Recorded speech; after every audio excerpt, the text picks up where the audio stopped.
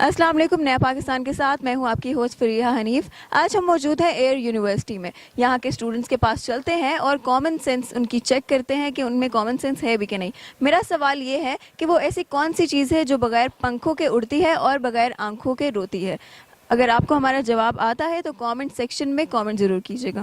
वो कौन सी ऐसी चीज़ है जो बिना पंखों के और बिना बिना पंखों के उड़ती है और बिना आंखों के रोती है।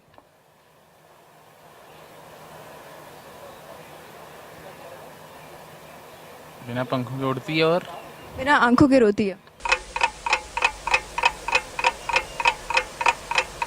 क्या यार। ये भी नहीं आता। सोचने सोचने दे। पंखों की उड़ती है। पता नहीं। सोचे थोड़ा सा। बिना पंखों की उड़ती है, बिना आंखों की रहती है। सुनार हमारे सवाल का जवाब है बादल, जिसके पर भी नहीं होते और जिसकी आंखें भी नहीं होती, लेकिन वो उड़ता भी है और रोता भी है।